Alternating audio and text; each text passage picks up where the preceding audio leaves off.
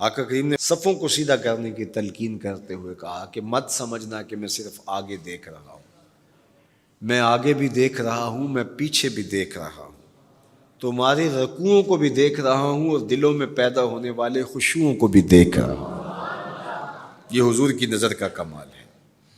اور حضرت عبداللہ ابن عباس رضی اللہ تعالیٰ عنہ فرماتے ہیں کان رسول اللہ صلی اللہ علیہ وآلہ وسلم یرا فی اللیل فی الظلمہ کما یرا فی النہار فی الضوء، حضور رات کی تاریکی میں یوں دیکھتے تھے جس طرح دن کے اجالے میں دیکھتے تھے۔ میں نہیں دیکھ سکتا، یہ دیکھو یہ روشنیاں ہیں، یہ لائٹیں لگی ہوئی ہیں اور میں یہاں سے دیکھ رہا ہوں، اگر یہ چراغاں ختم ہو جائے، یہ روشنیاں بجھ جائیں تو وہ دور چیزیں لکھی ہوئی ہیں وہ تو دکھائی نہیں دے گی، یہ کتاب میری جھولی میں بھی ہوگی میں پھر بھی نہیں دیکھ سکوں گا، اس لیے کہ میری آنکھیں نور ہیں، لیکن یہ اتنی دیر تک نہیں دیکھ سکتی جب تک یہ خارج کی روشنی بھی موجود نہ ہو۔ لیکن حضور سراپا نور ہیں، حضور ظلمت میں بھی دیکھتے تھے، روشنی میں بھی دیکھتے تھے۔ چونکہ میری آنکھیں ان روشنیوں کی محتاج ہیں، کائنات کی ساری روشنیاں شمس و قمر بھی میرے حضور کے محتاج ہیں، اس لیے حضور علیہ الصلوۃ والسلام شمس و قمر کی روشنی کے محتاج نہیں تھے۔ حضور کی مبارک آنکھیں جو ہیں وہ اندھیرے میں بھی دیکھتی تھیں اور حضور کی آنکھیں روشنی میں بھی دیکھتی تھیں۔ آقا کریم علیہ السلام نے ایک موقع پہ ارشاد فرمایا وَإِنَّ مَوْعَدَكُمُ الْحَوْض وَإِنِّي لَأَنظُرُ إِلَيْهِ مِن مَقَامِي هَٰذَا، بخاری مسلم باقی کتب حدیث میں موجود ہے۔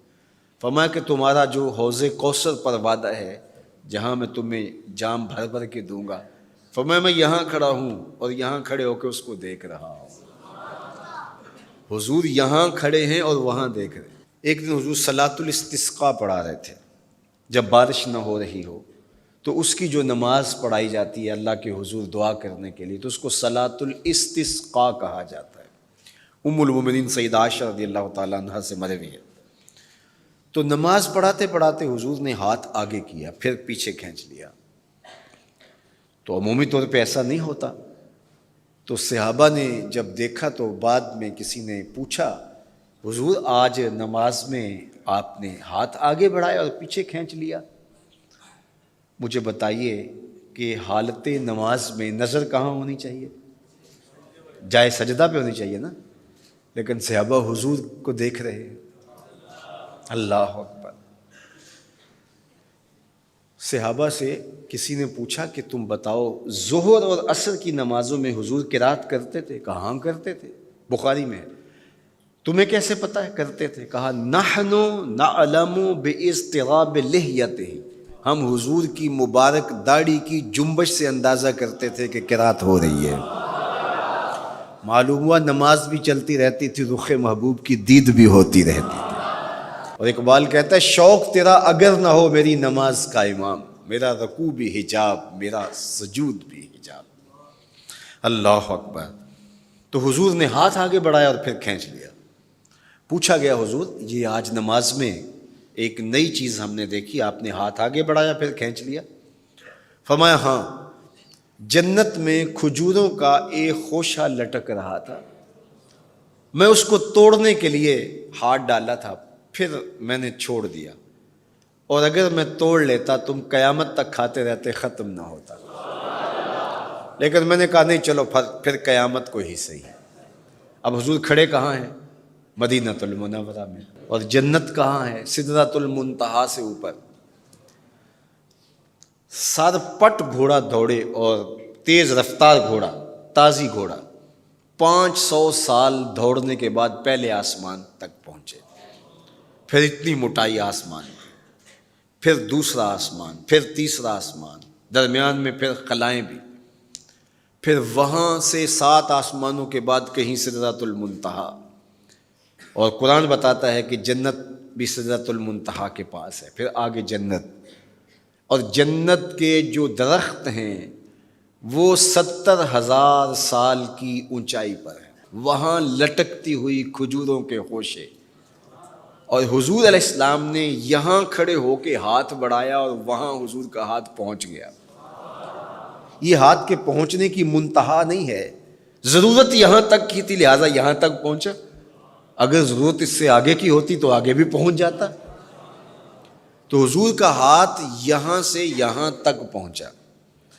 یہ حدیث پاک میں نا، میں اور آپ ہاتھ اٹھائیں تو ہمارا ہاتھ کہاں تک پہنچتا ہے؟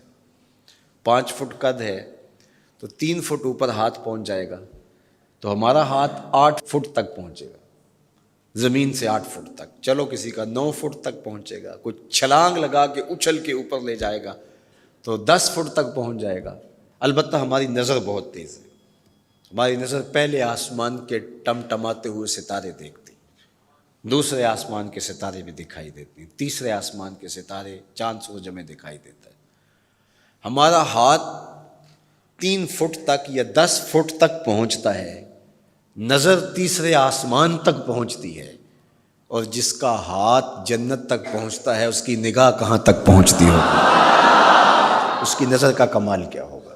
اس لیے فرمایا انی ارا ما لا ترون واسمع ما لا تسمعون، جو میں دیکھتا ہوں وہ تم نہیں دیکھتے، جو میں سنتا ہوں وہ تم نہیں سنتے. اپنے حواس کو نبی کے حواس پر قیاس کرنا یا نبی کے حواس کو اپنے حواس پہ قیاس کرنا سوائے جہالت کے اور کچھ نہیں ہے. چے نسبت خاک را بعالم پاک، کہاں ہم کہاں ان کی ذاتیں بابرکات. اس لیے فرمایا انی ارا ما لا ترون واسمع ما لا، جو میں دیکھتا ہوں وہ تم نہیں دیکھتے، اور جو میں سنتا ہوں وہ تم نہیں سنتے. اللہ اکبر. ہماری آنکھیں تو چمکتے ہوئے سورج کو دوپہر کے وقت نہ دیکھ پائیں، چندھیا جائیں، آنکھوں میں پانی اترنے لگے، اور محبوب کی آنکھیں بے حجاب دیدار رب کریں. اور قرآن کہے ما زاغ البصر وما، آنکھ چندھیائی بھی نہیں اور حد ادب سے تجاوز بھی نہیں کیا.